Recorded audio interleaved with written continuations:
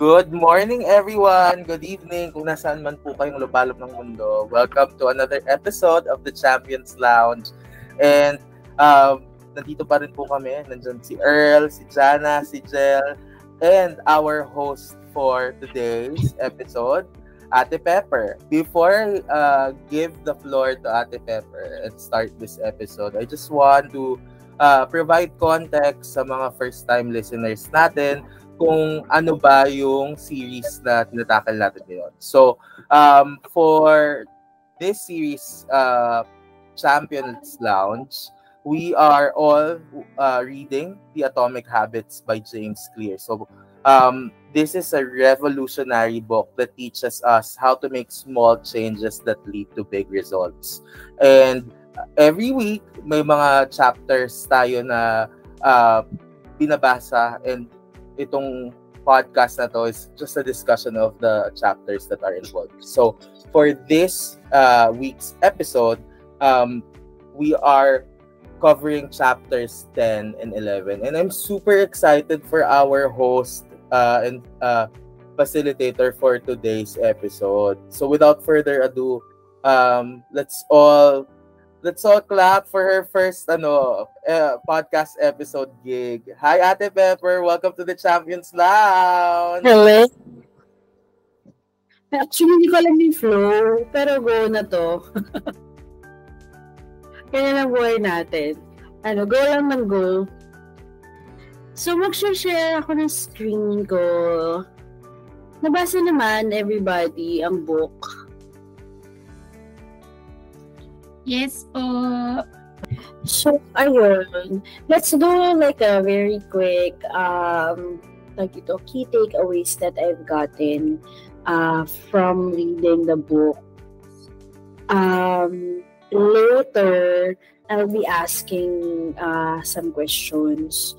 Tapos, thank you to Jana kasi this week, I've been sick for multiple days. So, yung gamma, it helped me a lot. Despite reading the book, matagal kasi ako mag-isip ng mga pa-presentation, ganyan. Ano ilalagay. So, yung tool, ang bilis niya mag-isip for me. So, inedit-edit ko na lang yung ibang content. So, ayun. So, chapter 10, I like chapter 10 in a way na it got me to remember how I tried to break several habits that I wanted to change in the past. Although ngayon meron pa rin, it takes a lot of effort to really work on finding a way how you'll be able to move past that bad habit tapos fix mo siya. So, three things that I've uncovered from the book is number one, identifying the cue and craving and yung responses natin. In the past episodes or chapters, I know that you guys discussed ano yung mga feelings na pwede nyong i-incorporate doon sa habit na gusto nyong i-create. On this chapter, it talked about finding ano yung mga nag-cues mo of doing that habit. So, if you think that it's a bad habit, ano yung mga trigger for that? So, you need to identify that and identify ano yung causes nun. So, before, I'm a chain smoker, like, isang pack a day, minimum na ngayon eh. Lalo na kapag mga stressful days, ganun. Ang cue ko dyan, pag stress ako, gusto ko na mag-yosi ganun. Or pag mainit ulo ko, yosi agad. But, yung galit, hindi ko kasi siya pinaprocess before. Or yung inis or yung stress, hindi ko siya pinaprocess. Ang processing ko, kung agad ako yosi. Para ma-process ko siya. So, yung habit ko na yun na form na mag-yosi every time I'm having those feelings. Although the experimentation and tracking, hindi ako umabot sa point na yun kasi it was a change that I did abruptly, which we will discuss on chapter 11, na I didn't have to go through some activities or changes na kunyari inaral ko ano yung mga pwede kong ipalit sa Yossi, ganun, walang ganun. Diretso na agad action. But there was a time that I wanted to change that habit. And then another habit that I wanted to fix before was yung pagsasave or pagtatabi ng pera, ganyan. So, lagi ako nauubusan. So, I live paycheck to paycheck. Tapos, sorry, may nagtalita. Hindi ko kayo nakikita. Ay, baka lang ako. Nag-feedback. So anyway, ayun na nga. I was living paycheck to paycheck. And the issue that I was having was, kaya ako laging paycheck to paycheck, every time na labas na yung pera, or sa sweldo na ako, nag-aano na ako, nagbibili na ako ng kung ano-ano.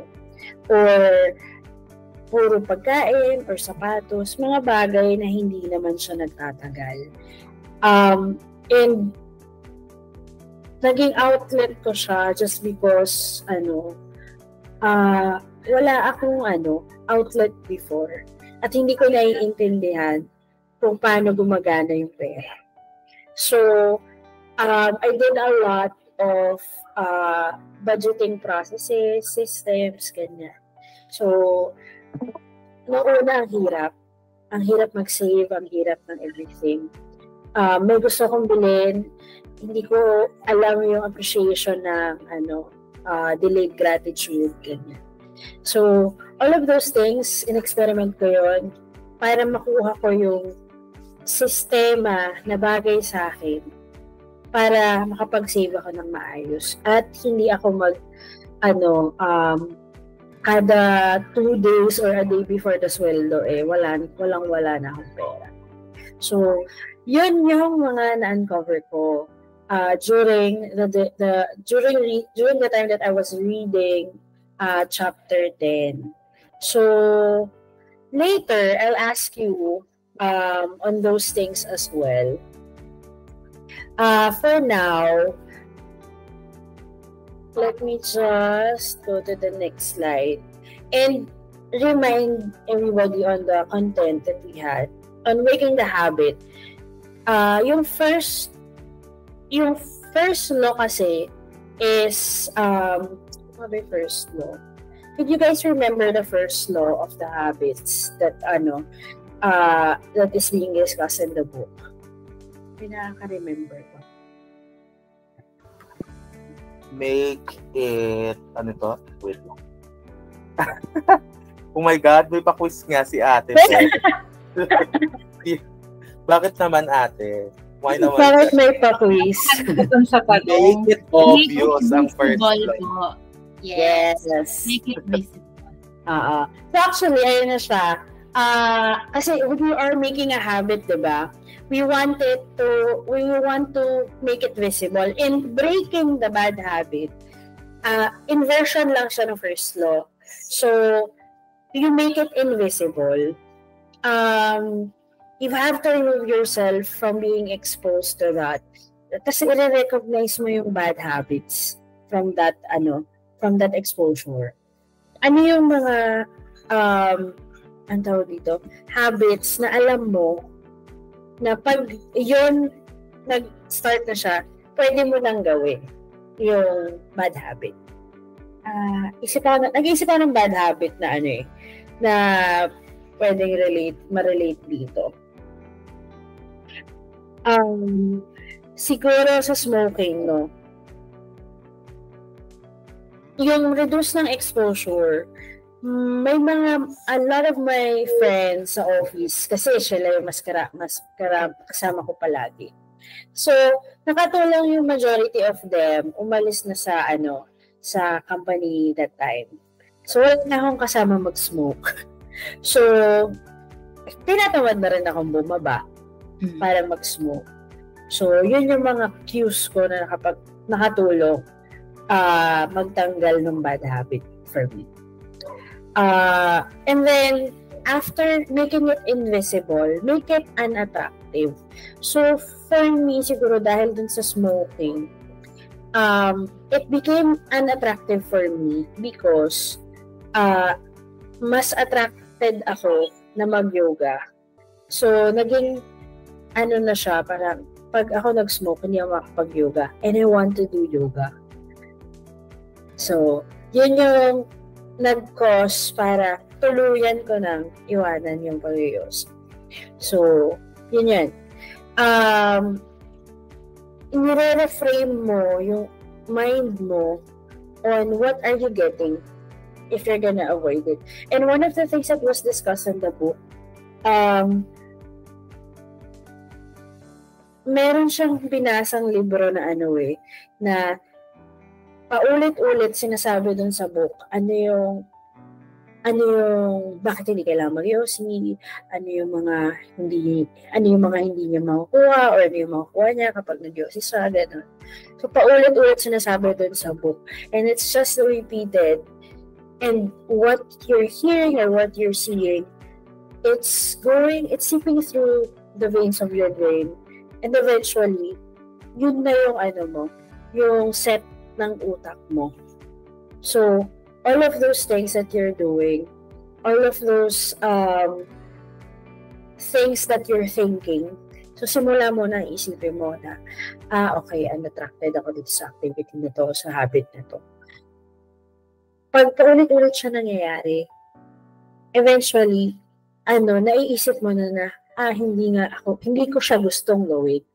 So, it's the start of the habit that you're breaking. So, ito yung ending ng second law ng book na discuss. But before we end it, I have a question for everybody. Let's discuss one habit that, one habit that you've broken in the past. So, ano yung cues na ginamit mo or nagbigay sa'yo ng make or break on that habit?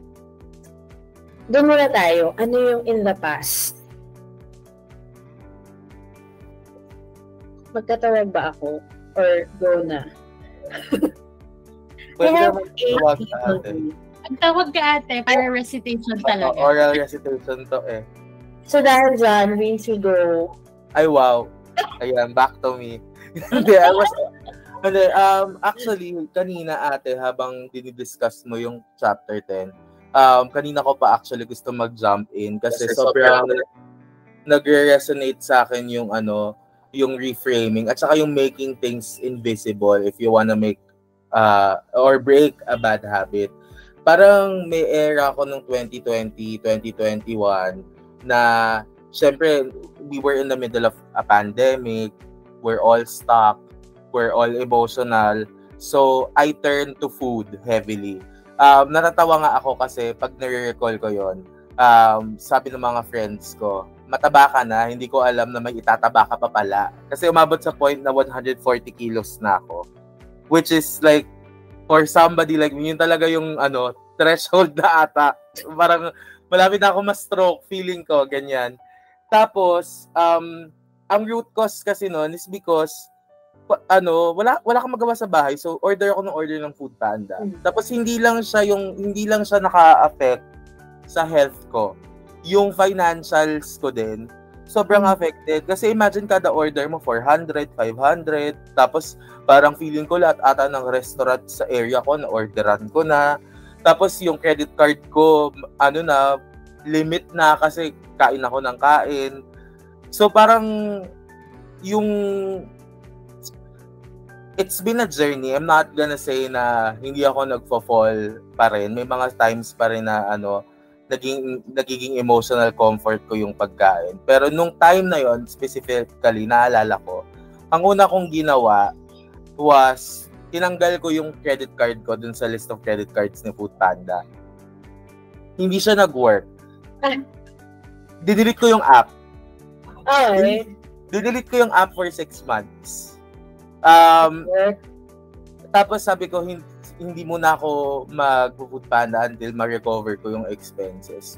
Tapos, ewan ko, what worked for me is hindi ko na nga nakikita yung app. So, wala na akong temptation. Eventually, re-install ko pa rin kasi at some point, may magandang benefits din naman yung Foodpanda. Lalo na kung wala kang time for convenience, ganyan. Pero, I feel like yung pagtanggal ko dun sa apps at that time allowed me to address yung reasons why I turned to food heavily. Kasi yun nga, like what I said, pandemic, you're trapped, you're emotional, it's the only thing you can control. You can control just how much you order and it brings you comfort. So, eventually, that desire and those emotions were addressed somehow. And ngayon, I can say na mas may better control na ako. Especially now na medyo mas may conscious effort na tayo to consume healthy food. Mas less and less na ako nagde-depend sa food apps. Kasi sabi mo nga, 'di ba, kung ano yung inverse na make it visible sa bahay, mas present na yung healthy food.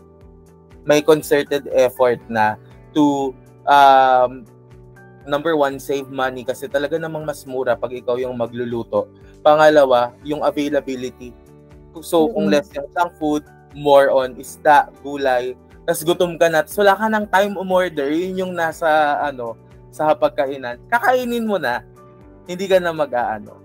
So, yun. I will say na I'm still in the middle of addressing these issues. Pero, I came a long way na comfortable na ako around the food apps. I know when to use it. And I know that I'm using it in moderation. Love and hate relationship nga, sabi nila sa post. Totoo. Kaya medyo thankful ako sa shutdown ng dahil sa pandemic. Medyo lang, Kasi nawala yung lalakad ka sa MRT, maraming tsangian, ganyan. Tapos mo yung pilikan ako ano-anong tabi. Kaya nabawasan yung hindi ko naman type yung mga Lazada, pamit. Ganyan. Kasi laging pangit yung nakukuha ko. So, I feel dun sa yung may tinanggal ka to make it invisible. For sure. Thank you! Ang diyan na, dahil ka ang una kong nakita dito sa listahan ng mga names. John, are you still there? Yes. Hi, Ate Sara. Nakamit ako. Same question ba? Ano yung habit mo in the past that you can relate to? Something that you've broken? Siguro yung first bad habit na na-break ko. Kasi dati, mahilig ako mag-bite ng nails. Like, pod-pod, nagdudugo levels of biting. So, I would like to think na effort siya ng nanay ko actually. Kasi parang nung high school na, tas nail biter pa rin ako, ganun. Parang bigla niya akong in-encourage na sabihin na, uy, yung mga friends mo, parang ang kikikay na nila. Kasi di ba high school na, so natututo na mag-lip tint, natututo na mag-pulbo, yung mga ganon. Tapos, parang isa sa mga efforts na actually ginawa ng mom ko for me is to encourage me na mag-ayos. Siya talaga feeling ko siya talaga yung naka-break ng bad habit na yun. Na parang bigla niya in-open sa akin yung world na, uy, alam mo ba, pwede ka magawa ng mga design sa nails, pwede ka magpa-manicure, pedicure, spa treatment, sila ganun. So parang for the longest time, hindi naman kasi ako makikay before that. In-introduce niya ako sa mga ganun. Na in-encourage niya ako and to think na nasa high school ako, bawal akong mag-nail polish talaga. So, ang gagawin niya, kapag may pasok, nilalagyan lang niya ako ng clear na polish. Tapos in-encourage siya ako magpahaba ng nails. Sige, mo ganda ng hands mo kapag mahaba yung nails mo, ganun. As eventually, na-feel ko rin na parang, ay oo nga, parang may point yung nanay ko. Parang ang ganda nga kapag tidy tingnan yung nails mo, kapag magandang tingnan. Tapos every summer, kapag wala ng classes, pag-explore niya ako na mag-try ng different designs, different colors, ganon. Tapos, dumating pa ako sa point, kasi pag summer, di ba, parang may mga summer classes, ganon. Pinag-summer classes niya ako ng nail art design. Wow. Feeling ko pangarap yata ng nanay ko na maging manicurista ako. I don't know. Side hustle mo yan, nak. Pero as in, binila niya tuloy ako na set. Dahil lang sa Hortaleza pa yon, binila niya ako nipper, pusher, mga ganun. Sobrang yung support niya sa akin para lang ma-pursue ko yung hobby na yon. Na hanggang ngayon nadadala ko kasi kapag nakakita ko ng mga nail stuff sa Instagram or sa TikTok, ay, ang ganda, gusto kong gayahin, gusto ko emulate. Kasi eventually, yung habit na yon, yung way ng mom ko ng pag-encourage sa akin, to explore that or to do different stuff with my nails helped me to get over dun sa habit na yun of biting my nails. So ngayon, kasi I bite my nails when I'm anxious, kapag may naiinis ako or stressed in general, parang ganun. And even now, may mga instances pa rin na I caught myself na nagbabite pa rin ako ng nails. Pero tuwing makikita ko yung sarili ko na nagbabite ng nails, naalala ko lang yung mom ko na, okay, wag daw muna, magpagandahin ko ang nails ko, ganyan-ganyan. Tapos nabanggit ko nga parang sa isa sa mga meetings natin this year na parang ang era ko for 2024 would be my aesthetic era. So nagbabalik ako sa pagpapaayos ng nails, ganyan-ganyan. And every time na I would have the urge or the feeling to bite my nails, sabihin ko, shucks, ang mahal ng pamanicure ko. Para ngat-ngatin ko tong kukong to. Parang hindi enough yung pagputol ko sa nails or pagkagat ko sa nails ko doon sa ginastos ko to make it pretty. So yun, in a way, parang it's still hard. Parang may mga instances kapag anxious talaga ako, nag-nail bite ako. Pero ngayon, I make it a point, I try to make it look pretty, na ina-appreciate ko siya na yung ganda ng nails ko ngayon. Wala akong sugat sa kamay today. Yung mga ganon. Kasi talaga, mababa ako sa point na nagsusugat na yung nails ko eh. Or yung skin sa paligid ng nails ko, kakabite ko ng nails. Pero yun, I think, credit sa nanay ko for breaking talaga the bad habit. And yun nga, nung dinidiscuss mo to ate and nung nagkikwento si Vinci, somehow, I'm not sure if nabasa na to ng mom ko before, kaya ito yung mga na-apply niya, pero somehow ginawa niya yung mga steps na nabanggit sa book to help me get over or to help me break that bad habit. Plot twist pala, time wizard pala yung nanay mo. Plot twist, co-writer pala, ghost author, gano'n. Oo, at saka gusto ko lang din na i-acknowledge dyan na yung sinabi mo, or yung ginawa ng nanay mo na, yung highlight niya yung benefit and yung positive feeling. Yes, oo. So, gusto ko sabihin ang hirap nun, gawin mo invisible yung kuko mo para hindi mo siya i-bite. What if, galing ko na lang yung buong kuko ko para invisible siya. What if patulin yung kamay? Ganon. Oo, wala na. Invisible na talaga yun. I think na agad yung habit. Ang powerful na ginawa ng ko kasi it's reframing the mindset. Usually yung iba kasi they go to, let's say, to the lengths of naisip ko nga, papaluin mo. May plato sa ito. Papaluin ka na si Jana. Gano'n. Hindi naman. Reframe niya yung mindset, which is very strong. So, ang galing ng experience. Thank you for sharing. Now, yung last question ko is, think of a habit that you would want to change later on na pwede mo na siyang i-start tomorrow. Kasi sa chapter 10 na pag-usapan dito yung mga habit na pwede mo nang intindihin, no? Na tingin mo magagawa mo. And we can start siguro. Are you still there? Yes, I'm here. Nakikinig lang ako. Habit na gustong i-break. Siguro sa akin, yung pagtulog ng late. Kasi nalilate din ako ng gising pag late ako natulog. Siyempre, kasi alam namang hindi na ako matulog. Ganun. Siguro yun. Oo. Kaso,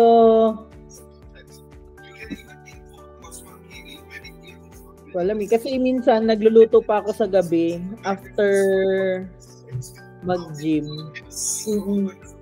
Para i-prepare the next day. Tapos, siyempre may mga pumapasok ng bagong mga messages. Nag-clear kasi, hindi ako komportable na hindi ko na-clear yung inbox ko, yung notifications ko bago matulog. Kasi feeling ko bukasan sobrang dami na nila. So, nag-run through ko sa gabi bago matulog. Kasi minsan, mahaba yun. Depende. Minsan naman mabilis lang. Nakakatulog ako before 12. Kasi minsan madami talaga. So, yun.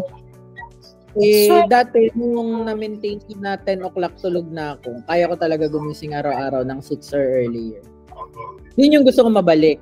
Hindi ko alam kung i-break. Kung magpapalit ba ako ng schedule sa gym or what. Let's see. Hindi ko pa sure. Kasi ang challenge ko naman sa pag-gym ng gabi, pag hindi ako nag-gym ng gabi, hindi ko sinabayan si Jeya, hindi siya mag-gym. Oh, okay. Parang accountability partners kasi kami. So, pag di ko siya sinamahan, hindi na yun mag-gym, sure ako. So, yung schedule, yung nagkukos talaga late mong pagtulog. Possible ba na reschedule ng mga bagay-bagay? Yung mga pwede mong gawin na morning. Ganyan. Kaya naman sana kung makikisama si Jeya. Si Jeya kaligtas. Ate Jeya pala ang susi. Hindi nga rin kasi, kunyari yung office niya, 8 a.m. pa magbubukas. Tapos wala pa rin yung mga ka-meeting niya ng maaga. So pumapasok talaga siya 9 a.m. Ayaw naman niyang umuwi nang hindi tapos yung work. So, minsan hanggang 5:30 siya, minsan hanggang 6. Minsan nag-extend, depende kung may mga meetings. Kasi meron silang mga ka-meeting sa Philippines, sa Spain, ganun. Magkakaiba sila time zone. So, yun yung naging naming challenge. Parang we have to live with it na lang muna. Pero gusto ko rin siya mabago. Hindi pa rin namin alam kung paano. Okay. Kasi para nangyayari nga, nagbabawi kami ng tulog pag weekend. Hindi naman nababawi ang tulog. Sabi sa Psych 1, nababawi daw yung sleep debt. Talaga? Oo. Pero sabi sa Psych 1, ka ng one day, babawiin mo siya ng ilang araw. Ayun nga lang, mas mahal yung bayad sa sleep debt kaysa dun sa kung regular talaga yung tulog. Ayun. Pero yun yung gusto ko talaga mabalik. Kasi before, na-establish ko na yun nung pagka-uwi ko galing Dubai, talagang 10 p.m. tulog na ako. Tapos 5 a.m. or 6 a.m. gising na ako. Aga kang How about yung mga emails na gusto mong basahin bago matulog? Na-consider mo ba siyang gawin in the morning? Hindi kasi kami nag-gym nun. Or nag-gym kami nun, pero hindi pa nag-gym si Jeya. Nag-gym ako nun, pero hindi pa nag-gym si Jeya. So, hindi ko siya kailangan intayin. Nakakapag-gym ako ng hapon. Okay. Ang nabago sa schedule ko, Ate Pepper, is kailangan ko intayin si Jeya para makapag-gym kami. Si Jeya talaga yung babaguhin natin. Yan yung nabago sa schedule ko. Kasi, invite na natin si Ate Jeya sa book club. Why not? Tatama rin kasi siya mag-gym.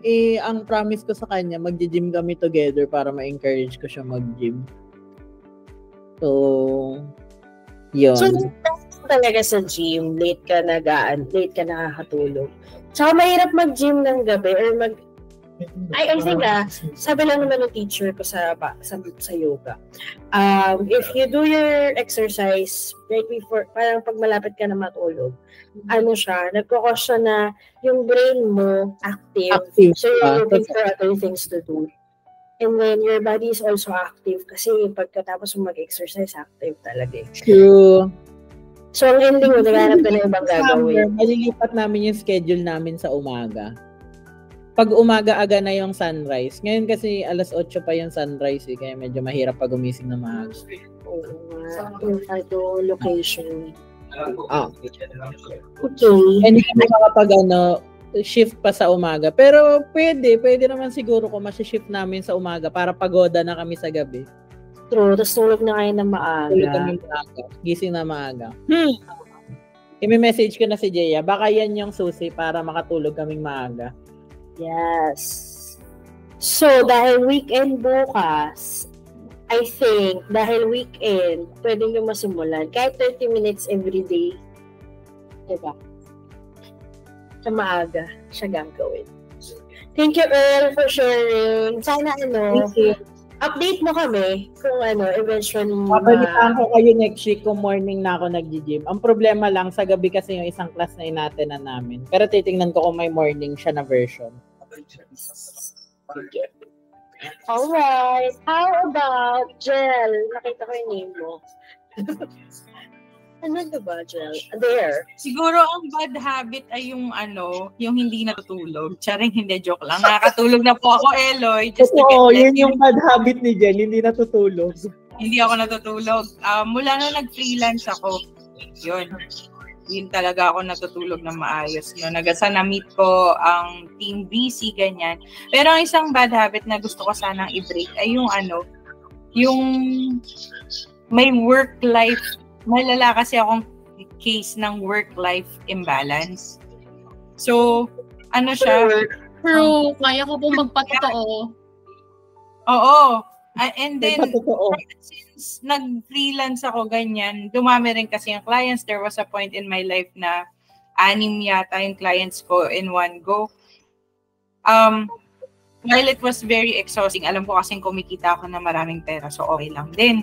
Pero, yun nga, naka-reach ako ng burnout din at that point, So, mula nun, parang na-realize ko din na isa sa mga dahilan kaya mabilis ako ma-burnout or masunog or hindi ako okay agad mentally, is because I don't set boundaries sa oras ko sa work. So, ngayon, pwede kong simulan bukas kasi weekend naman na. Pero, ayun, see you sa Bataan natin, Pepper, ganun. So, yun. Gusto ko sanang maging sa akin or sa amin na ulit yung weekends ko. Malaking bagay yan sa akin kasi nakakatulog ako, marami ako nagagawa, ganyan. And then, just recently, in line with that, gumawa ako may notebook na kasi ako, bumalik ako sa notebook. Hindi journal talagang random pieces of information that I learn. If I feel a little frustrated, I write about it. One of the things that I created is actually a little time block sa buhay ko, sa VC, sa DWF, yung full-time ko, at yung para sa akin. So, every weekday, sinusunod ko to. So, mula nun, on time na akong nakakapag-badminton na kami ni Jana for good 2 weeks now, ng umaga. 3:00, uupo na ako sa desk ko para makipag-usap or gawin yung time ko. Kapag kailangan ako sa VC, I think Eloy can attest to it, mas present ako.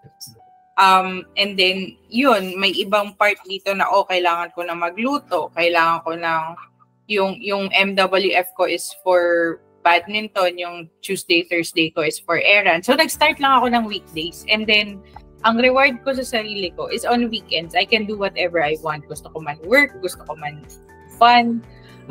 Lalabas kami ni Jana, maglalaro lang kami dito, may pagbanding kami sa Luffy's, kakain ng lunch sa bahay ng utol ko sa kabila. And then yun, I'm liking the past 2 weeks right now dahil na-establish ko rin. So, Agad mo ng time block, no? Akin mahirap yun pag nasa papel. Sa calendar. Margin ko, pinold-fold ko lang yung papel para pumantay siya.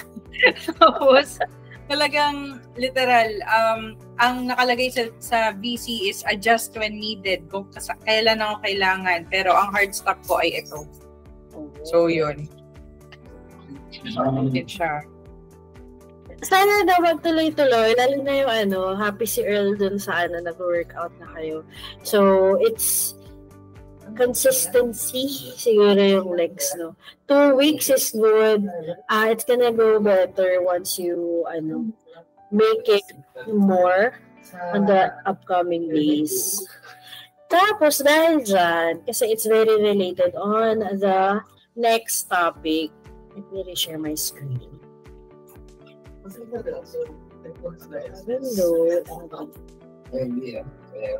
So, kaya important yung nare-recognize natin kung gaano katagal na natin siya ginagawa. In the 11th chapter, it talks about walk slow but never backwards. I like yung yung title pa lang ng chapter. Kasi binabasa ko nung isang araw ano ba yung kailangan ko i-discuss? So yung chapter 11, I like it in a way na yung first part is, my favorite ko yung I'm a work in progress. Kasi it's always, ang mindset ko is, basta tuloy-tuloy mo lang siyang gagawin. It doesn't matter kung perfect ba siya or not. But, mas maganda na ginagawa mo siya. So, eventually, mapaperfect siya. I like yung sa libro, ito may teacher na sinaparate yung group. Yung class niya into 2 groups, wherein yung first, puro quantity yung ginawa, yung isa quality. So, sa quality, ang ending nila, hindi masyadong maganda. Hindi sila nakapag-produce ng quality talaga. Kasi nag-research sila, nag-isip sila, analyze, paralyze, walang nagawa. Naghapit sila, pangit pa rin yung lumabas. But si quantity, dahil ang mindset nila, picture tayo. Kaka-picture nila, ang ganda nung kinalabasan. Nung kahit nasa let's say naka 50 or 100, ang ganda daw ng pinalabasan. Which if we can relate it to ourselves and try to remember something in the past na hindi naman natin siya ginagawa, hindi na natin siya ginagawa consciously. Kumbaga, let's say, brushing our teeth, ganyan. Pagka nag-brush tayo ng teeth, nung bata tayo, iniisip pa natin saan pupunta, ganyan. Or ano ba yung na-miss kong ngipin, ganyan. Nung bata tayo nun, kasi simula pa lang. But since we've been doing it over the years, ngayon, parang na lang, pag nagtututbrush tayo, kung ano pa yung ginagawa nating ibang bagay. Nag-iisip pa tayo ng ano yung mga susunod natin gagawin today. So, mga ganon. And I think I can speak for that for photography as well. Na before, I'm just taking pictures, ganyan. Sumasama lang ako sa street photography nung group namin. And eventually, nagigets ko na paano ko gagawin yung pagkuha ng picture outside na wala akong theme or wala akong iniisip na ito yung light, ganyan. Anong kailangan kong gawin para mas maganda yung light, ganyan. So, ako na yung nag-a-adjust sa camera. Kasi a lot of the times in the past, yung pagkuha ng photos, na siya, na-practice ko na ng paulit-ulit, lalo na pag nasa labas. So, in this chapter, number 1 talaga, consistency. So, yung sasabi ni Jel na 2 weeks na sila nag-workout, nagba-badminton. Yung kay Eloisa, ilang weeks na siyang yung fasting. Nagagawa na ng after mga 10 days, it's like, breathing. Diba? Tapos, eventually kasi makikita mo na yung cumulative effect ng small efforts na ginagawa mo for that change or for that habit that you want to do. I can say na, let's say, sa yoga, if a beginner starts yoga, marami dyan yung hindi pa alam kung paano mag-downward facing dog ng maayos. Ano yung mga muscles na kailangan nila i-engage. Hindi na focus yun. they're just focusing on what the teacher is saying. I'm just gonna do it regardless of my form. If tama ba yung muscles na ginamit ko, ganun. But every time they do it, every day they do yoga, wala akong nagko-correct, eventually may masakit sa katawan. But the consistency that they're doing the yoga, eventually, yung downward facing dog, marirealize niya, ay, hindi pala pantay yung shoulders ko. So, aayusin niya ngayon niya. So, even in yoga, it's just, kasi lifestyle lang tingin ko sa yoga. So, the consistency that you do, let's say, exercise, or let's say, budgeting, saving, yung fasting, working out, if you're doing it every day, eventually magiging na siya, parang breathing mechanism na siya for you. Parang sa aso, nalala ko yung aso ng weekend, tinatry ng coach na turuan yung aso niya na roll over. Kasi yung aso ayaw. So, sabi ko sa kanya, coach, na-try mo na ba on a daily basis, on a specific time, ita-train mo siya na mag-roll over? Pero niya hindi pa. Nahirap kasi turuan yan. Which made me realize, may nabasa ko before, na nagturo siya ng dog, and nung nagturo siya, frequent, and every day, kahit 30 minutes, tapos on the same time, yung aso eventually natuto siya. Alam niya na yung cues. Kung ano yung gagawin niya kapag sinabi nung amo niya na roll over. So, ayun siya. Per chapter 11. Tapos sana maganda yung pagkakalabas nito.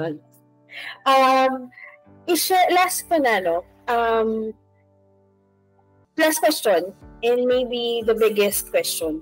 What do you think you can do tomorrow? Kahit very small lang siya, that would affect one of the things that you wanted to build, a habit that you wanted to build. For example, yung kay Earl, gusto niya na gumising na maaga. Ano yung kahit isa lang na nakaka-apekto doon na gusto mong i-change para eventually mabuo mo yung habit? Ano yung one thing na yun na pwede mong gawin consistently starting tomorrow? Siguro mo na ikaw tatawagin no Earl kasi kanina pa kita natawag. Si Eloy. Natawagin ko ngayon si Eloy. Na-shock siya. Yes. What is one thing that you think you can do tomorrow and you will do it consistently kahit napakaliit niyang bagay na mag-build or mag-e-effect sa habit na gusto mong i-build? Maligo ng maaga. I like it. Pag-ising na. Kasi medyo ko na yung fasting eh. Kaya na siya. Na. Pati pag-exercise. So, and then meron na rin tayong language training. So, naman yung cleanliness, no? Lang talaga guys, magka-transcend na tayo. Next to godliness one. Ang lalim kasi nung iba nating ini-aim. Nakakalimutan yung basic hygiene. Pati naman mga ma'am, sir. Biga. Paki-remind din ako na text mo kami. That's why. Dapat accountability partners tayo. Kasama si Pepper. Naligo ka na ba today? Ganon. Yun yung unang tanong. Walang hi, walang kamusta. The question is, naligo ka na ba today? Ganon. That should be suddenly stand up. Accomplishment for myself. Oo. Self-care. Taking a bath. Ganon. First step to self-care. Taking a bath.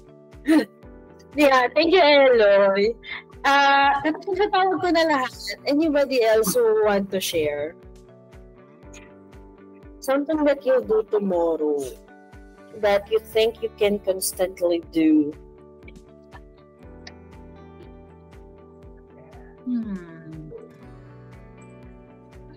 Lahat na lang tayo mag-share. Vinci, ikaw next. Ako, nakaka-relate kasi ako kay Earl. Minsan nga nag-aabot pa kami sa Discord na ang ko naman. Itanong oras tatanungin ako ni Vinci kung gising pa ako. Well, Vinci, gising pa. Oo, so nagchichikahan lang kami. Tapos parang war of attrition ko sino una magla-log out sa Discord. So, kung hindi ko kausap si Earl, kasi usually naman early natatapos ko na yung tasks ko sa full-time ko. Minsan kasi may mindset ako na feeling ko deprived ako of the joys in life kasi sobrang hard work ko. So, nagre-revenge binge watch. So, katulad nung Lunes, sobrang napuyat ako, nabot ako ng 11 AM kasi meron ako sinimulang series. Tapos ako ay aware ako sa addictive tendencies ko. Parang feeling ko pag hindi ko siya natapos, may kulang. Ang ending, yung yung habit ko na gumising at a certain time para magawa ko yung mga daily rituals ko, na-move. So parang this week, consistently, kahit 3 alarms yung iset ko, 4 p.m. ako nagigising. When over the past few weeks, dapat 2 p.m. pa lang, gising na ako para magawa ko yung mga ritual ko, makaligo ako, ganyan. So, what's one thing that I will do starting, well actually kinda started doing it na nung Tuesday at Wednesday, salamat sa lola ko. Uminom ng gatas bago matulog, yung warm milk. Para makatulog ka. Para makatulog ako. In all fairness, effective naman siya sa akin. So, ayun, paubos na. Actually, nakakahiya kasi yung adult plus ng lola ko yung iniinom ko. So, gatas ng matanda yung inuubos ko. So, bibili na ako ng powdered milk. Kasi yun yung nag-work sa akin, powdered milk na mainit, gano'n. So, ayan, mas magiging strict ako sa 2 p.m. ko. Kasi lahat siya yung start kasi ng day mo. Di ba nasabi din sa chapter 10 na parang kailangan may ritual ka para nasundal mo yung brain mo. Kapag hindi ko nagawa yung meditation, yung pagligo, yung pagkakape habang nanonood ng sunset, yun yung mga mga non-negotiables ko for the day. Parang cool. Wala nagkakape sa sunset, very Dead Poet Society naman yung dating mo dun. Kasi totoo, kasi nasa 4th floor ako, so ang ganda talaga ng bagsak ng araw. Tapos alam na din ng mga pusa ko na pag ganung oras, nasa labas sila, nasa terrace sila. So, ayun, yun yung mga... Ang kulit na. Oo, ang kukulit na nila mga 5, yung orange na yung paligid.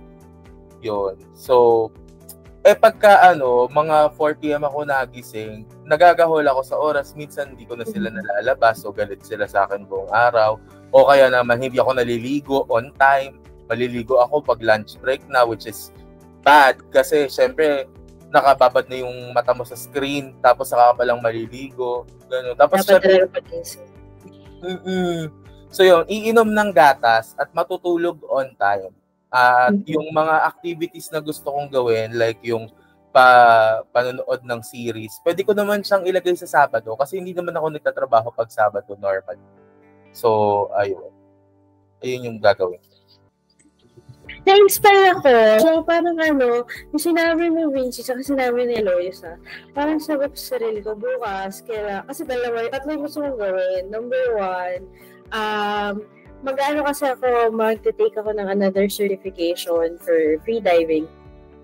Para magawa ko yun, kailangan ko everyday mag-practice ng breath hold exercises.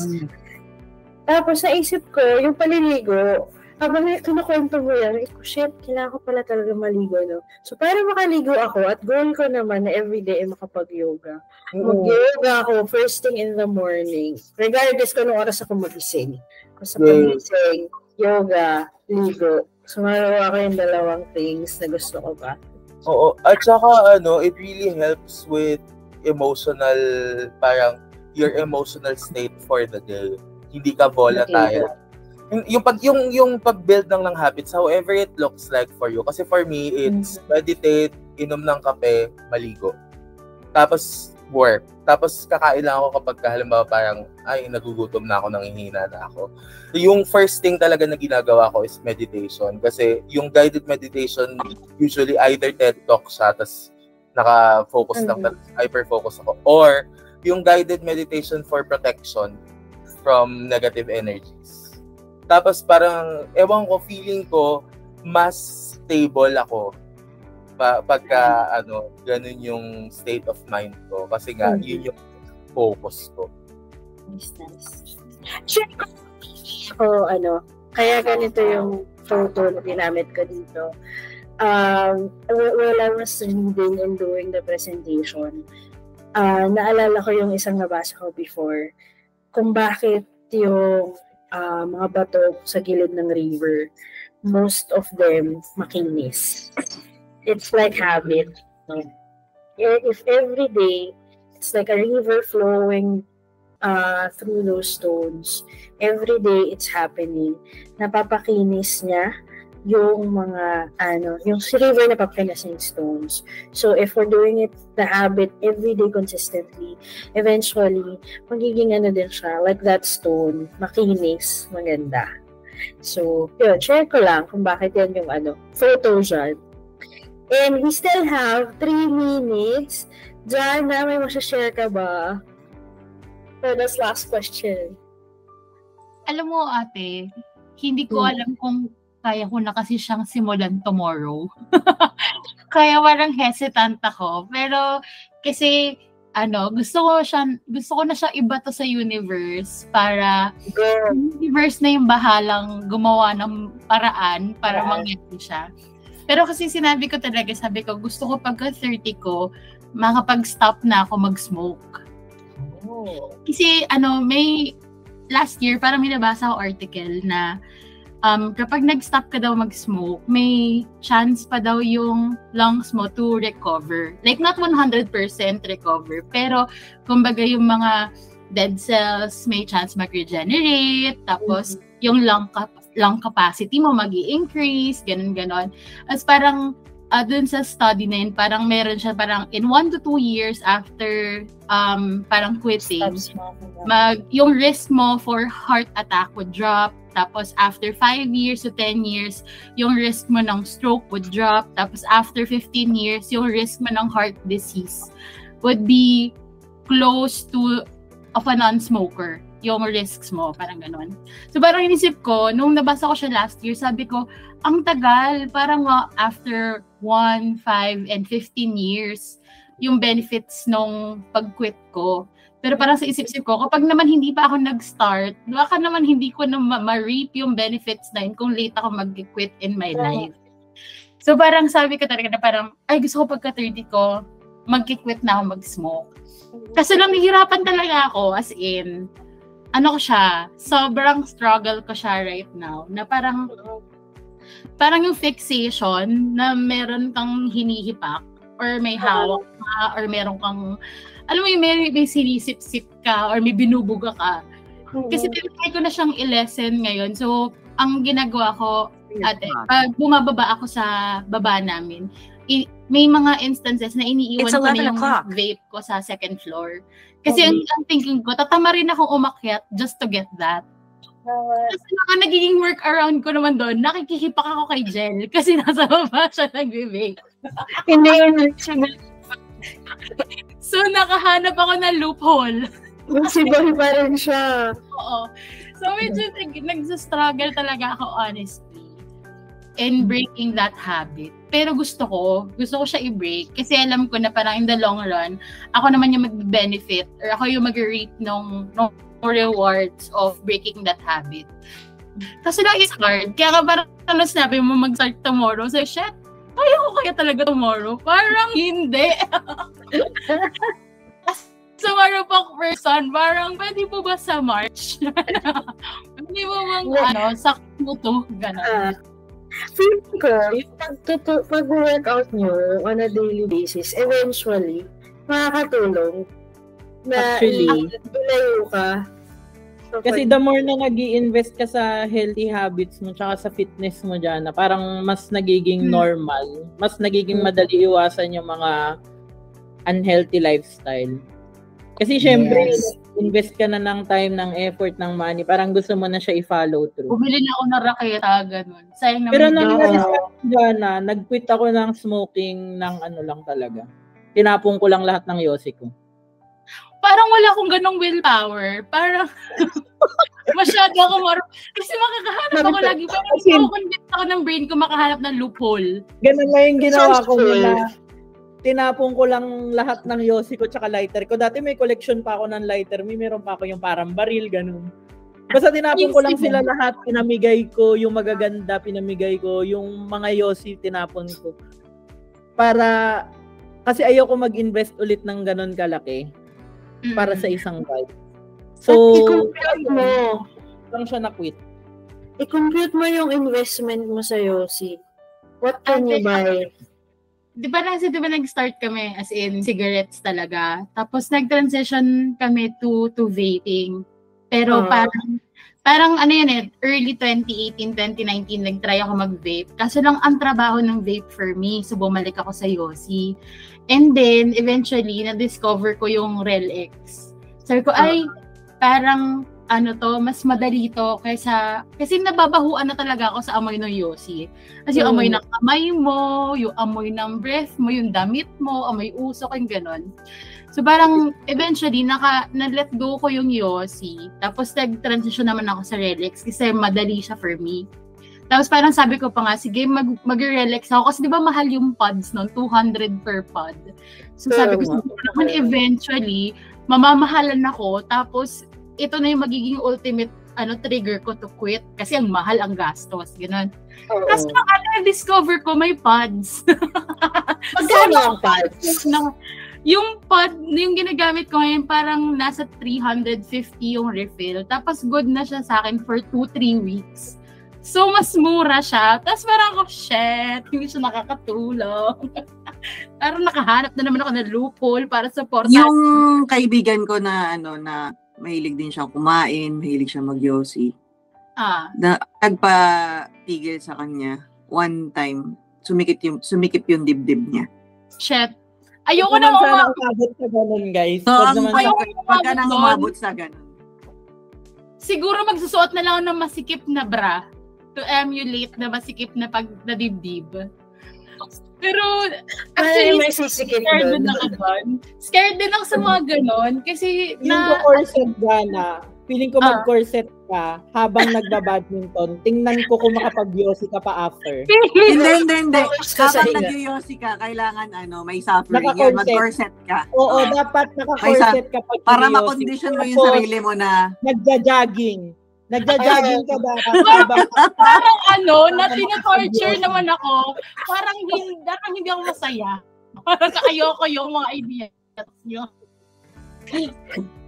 Hindi kasi nga, di ba, kailangan mo siya gawing difficult para and unattractive, yes. And unattractive. Ewan ko na lang kung mas mahirap ang pag-yosi. Siguro ang next level dun dyan na mag-yosi ka lang habang nag-hike ng naka-corset. Yun na yung next level. Grabe. At nag-work kayo dyan na yung positive reframing ng mga bagay-bagay. Feeling ko din. Isipin mo lang yung effects yung sinasabi mo kanina. Hanap ka pa ng mga mababasa mo. Kasi actually, di ba parang yung sa badminton lang this year, parang doon, I think na pag-usapan natin to last year. Feeling ko matitigil ka na bukas sa badminton natin. Kasi 4 na oras yun eh.